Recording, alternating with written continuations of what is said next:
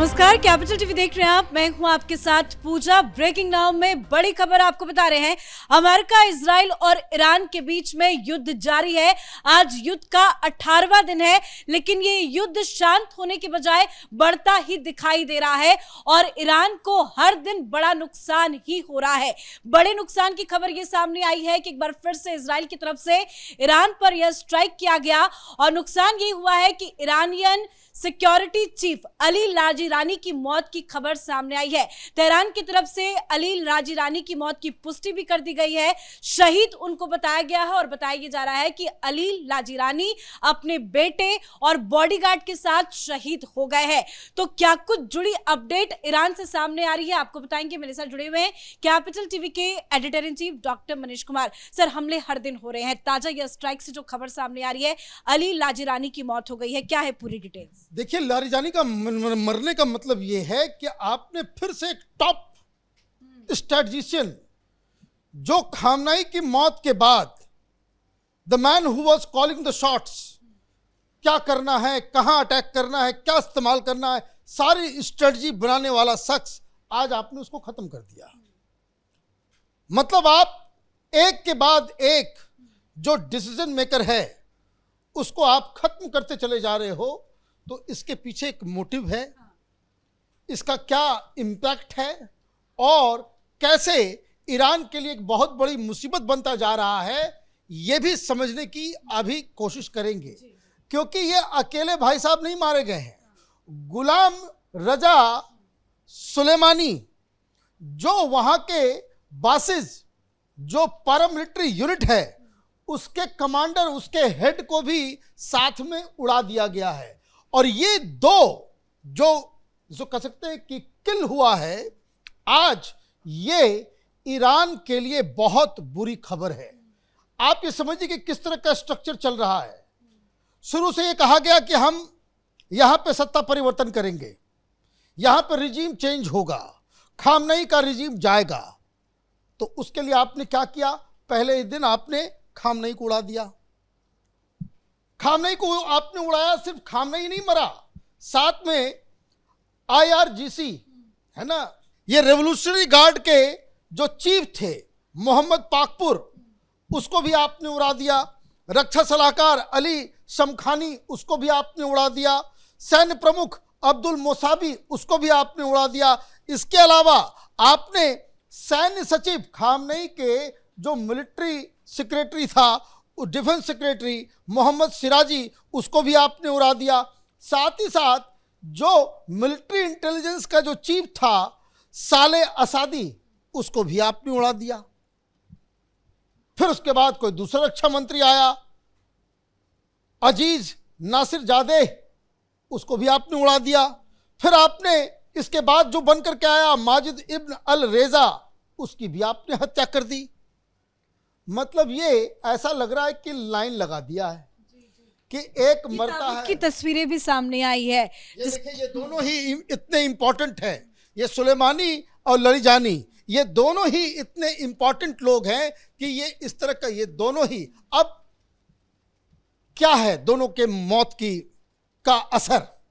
एक जो आर्मी का सबसे बड़ा अधिकारी, कि ये जो युद्ध चल रहा है, युद्ध की को लीडरशिप देने वाला व्यक्ति, वो लारीजानी, वो खत्म हो गया। लेकिन सर, एक चीज समझना चाहेंगे, उसके बाद आगे बातचीत करेंगे। अली लाजीरानी की मौत होगी, अटैक करेगा, इसको लेकर तो पहले भी आशंका जताई गई थी। अमेरिका की तरफ से चेतावनी भी दी गई थी, नेतन्याहू ने भी जिक्र किया था। इतनी चेतावनी देने के बाद भी ईरान अली लाजीरानी को सेफ हाउस में क्यों नहीं रख पाया? क्यों सेफ करने में नाकामयाब हुआ? देखिए, यही बहुत इंपॉर्टेंट मुद्दा है, क्योंकि अब ये लग रहा है कि ये युद्ध जो है लंबा चलेगा। स्टेट ऑफ हॉर्मुज जो है वो सेंटर, आपने उसको उठा करके उधर कर दिया। सारी दुनिया की निगाह जो है हॉर्मुज के ऊपर चली गई। ईरान की ये स्ट्रेटजी है कि आप जो है ऑयल क्राइसिस क्रिएट करें, कि ताकि पूरी दुनिया का दबाव जो है अमेरिका और इजराइल के ऊपर पड़े और लोग कहें कि नहीं, पहले इसको बंद करो। इनका ऑब्जेक्टिव वहां पे सत्ता परिवर्तन करके एक ऐसी सरकार जो इस तरह की चीजों से अपने आप को अलग करेगा, न्यूक्लियर बॉम्ब सरेंडर करेगा, मिसाइल को सरेंडर करेगा, ये इनकी स्ट्रेटजी है। तो ये ऐसा लग रहा था कि क्रिटिसिज्म चल रही थी कि आपने शुरू तमाम लोगों को मारना शुरू कर दिया, तो फिर निगोशिएट कौन करेगा? मालूम चला कि इन लोगों को जिनको आपने मारा, उसके बाद जिन लोगों ने, जैसे ये अली लजरानी जो हैं, इनको जब कमांडर, देखिए बात समझिए कि जो मुस्तफा खामनेई हैं वो जिंदा हैं कि मर गए हैं, या हॉस्पिटल में मॉस्को में है कि ईरान में है कि तेहरान में है, कोई नहीं जानता। जो जानकारी आ रही है कि वो पुतिन के जो प्रेसिडेंशियल हाउस के अंदर जो हॉस्पिटल है वहां पे इनका इलाज चल रहा है, ब्रेन डैमेज हो चुका है, उनके बचने की उम्मीद कम है। दिक्कत क्या है कि वो कोई बातचीत तो करेगा, बातचीत करने वाले लोग मारे गए, और बच गए कौन? बच गए कट्टरपंथी जो खून का बदला खून लेना चाह रहे हैं। तो निगोशिएशंस करने से ये लोग मना कर रहे थे, ये और भी ज्यादा हमला कर रहे थे। तो आपने क्या किया? आपने सबसे पहले उसके हेड को मारा। अब दिक्कत ये भी है कि कहानी मैं आपको सुनाता हूं, ये भी अब समझने की बात है। कोई सोशल मीडिया पे तस्वीर चल रही है, तो लजरानी साहब कहीं जा रहे हैं और पीछे पीछे एक मोसाद का आदमी जा रहा है। उसकी तस्वीरें बड़ा उसकी तस्वीरें जो है, कुछ हाबा नाम उनका बताया जा रहा है कि आप खामनेई को मालूम चला कि बहुत सारे मोसाद के एजेंट जो हैं वो ईरानियन सरकार के अंदर बैठे हुए हैं। तो खामनेई ने एक यूनिट बनाई कि जिनका काम था कि ऐसे ऐसे मोसाद के एजेंट, CIA के एजेंट्स जो यहाँ की सारी खबरें दे रहे हैं इजराइल को और अमेरिका को, उनको चिन्हित करना और उनको खत्म करना। ठीक, एक बड़ी टीम बनाई गई।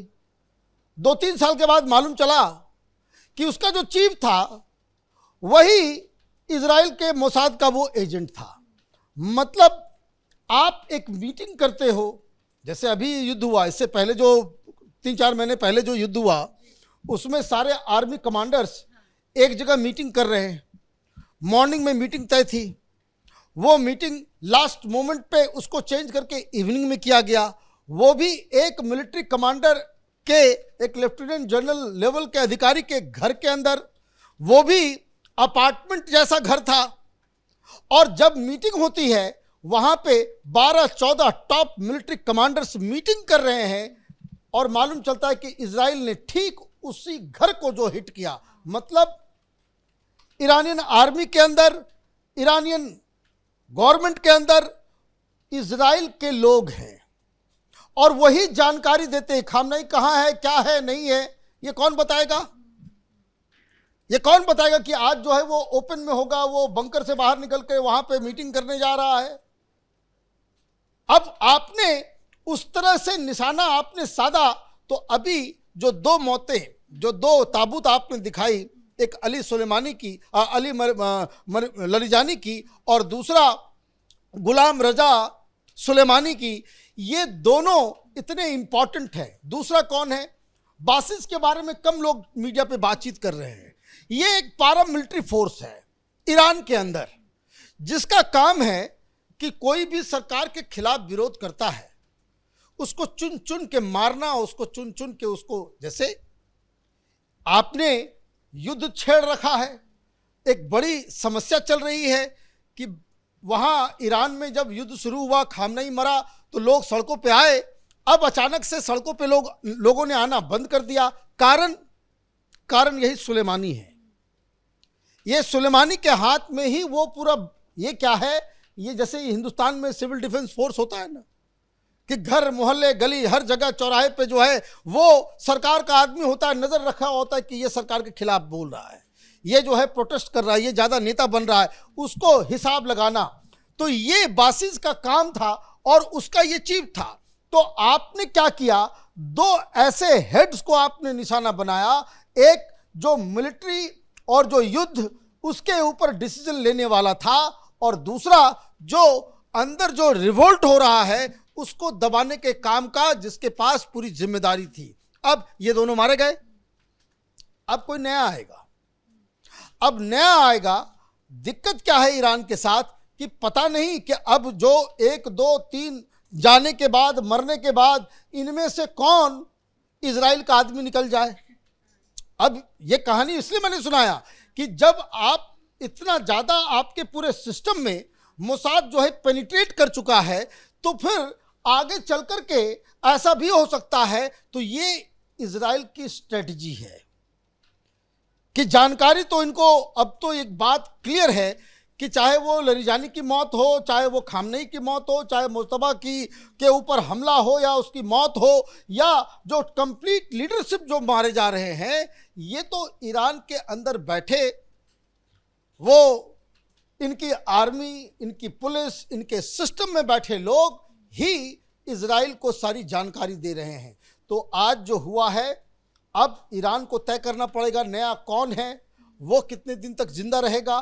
तो इस 2 मौत के बाद जो ईरान का फोकस स्टेट ऑफ हॉर्मुज में डिस्टर्बेंस क्रिएट करके एक दबाव अमेरिका और इजराइल पे डालने के लिए कि भाई आप युद्ध खत्म करो, वो जो थिएटर था उसको वापस इजराइल ने उस जगह पे ला करके खड़ा कर दिया है, पहले दिन जिस तरीके से खामनेई की मौत हुई थी। बहुत बहुत धन्यवाद सर जानकारी के लिए। तो जंग जारी है, लेकिन इसी बीच खामनेई की मौत के बाद मुस्तफा खामनेई जिंदा है या मारा गया है, उसको लेकर सस्पेंस बरकरार था। ट्रंप ने दावा किया कि शायद वो घायल है, जिंदा नहीं है। जो लेकिन रिपोर्ट सामने आ रही है उसमें तो ये बताया जा रहा है कि मुस्तफा खामनेई बहुत ही बुरी तरह से घायल है, अस्पताल में भर्ती है, उनका इलाज चल रहा है। लेकिन इसी बीच ईरानियन सिक्योरिटी चीफ के हेड की जो मौत की खबर सामने आई है, उसको लेकर ईरान में फिलहाल शोक की लहर है। अब देखना होगा कि ईरान इसके जवाब में क्या कुछ पलटवार करता है, क्योंकि धमकी तो हमेशा ही ईरान की तरफ से दी जाती है। इस बड़ी खबर में इतना ही। देखती रहिए कैपिटल टीवी। नमस्कार।